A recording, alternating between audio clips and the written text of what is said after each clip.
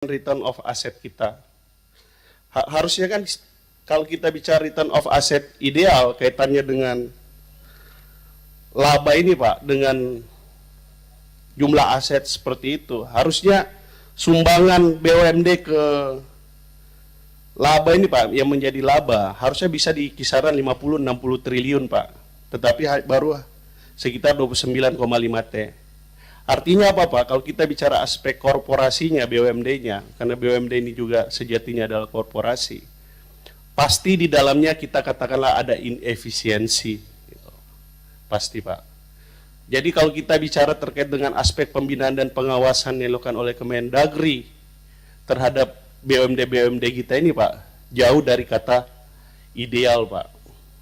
Tapi ya di awal ini ya mungkin saya memaklumi aja lah Pak, karena seperti disampaikan oleh Kemendagri bahwa direktorat mengenai BUMD ini masih ditangani eselon 4 Pak. Jadi dengan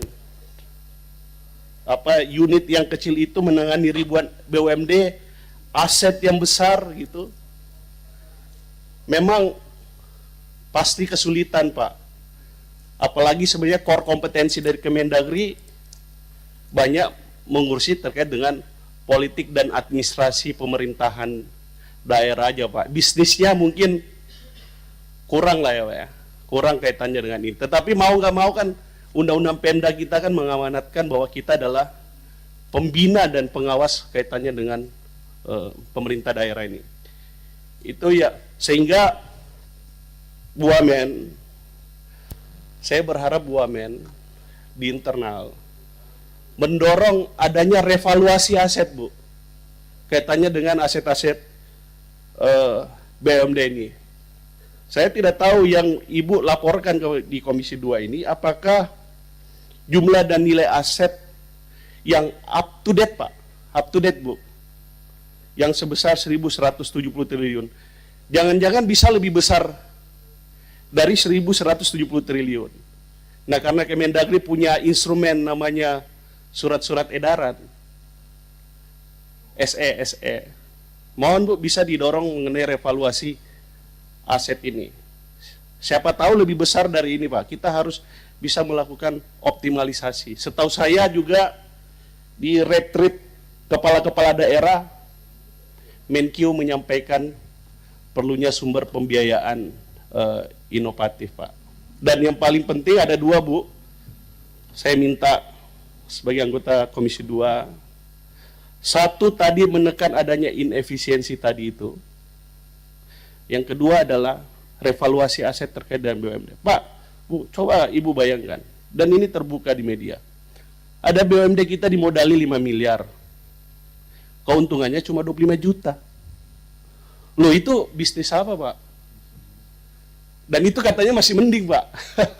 Ibu kalau ngasih UMKM di Jakarta, nggak usah 5 miliar.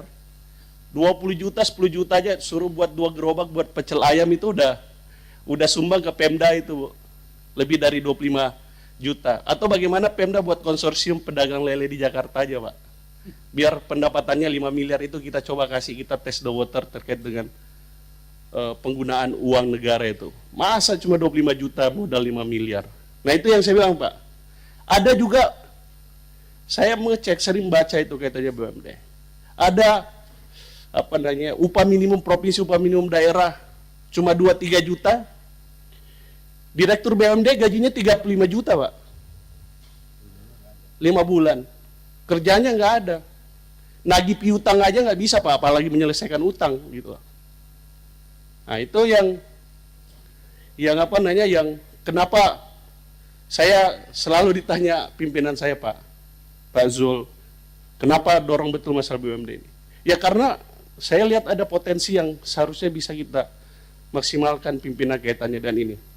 Dan serapan kalau Bapak Ibu lihat itu kan 154.609 pegawai Pak.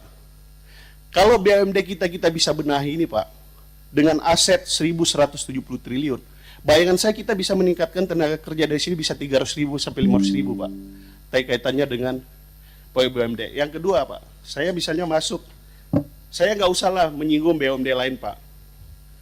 BUMD perbankan kita nggak usah bicarakan lagi. Semua untung Pak, dan Pemda yang menyetor modal itu Pak, semua senang. Kenapa Pak? Salah satu kelebihan dari BUMD perbankan kita, karena dia highly regulate Pak, diawasi oleh otoritas jasa keuangan. Jangan sampai Kemendagri juga merasa berperan besar di situ Pak. Itu justru pengawasan dan pembinaannya oleh otoritas jasa keuangan Pak. Gitu loh. Sehingga saya bersyukur misalnya ketika senang gitu loh, lihat Pak Tomsi Sekjen Kemendagri menjadi komisaris Bank Jabar gitu. Apakah ini bentuk sebagai pembinaan dan pengawasan langsung kepada BUMD? Intinya BUMD kita ini jangan kita lepas sama sekali Pak. Sebenarnya tadi mau ucapin selamat langsung ke Pak Tomsi Pak, cuma beliau nggak hadir.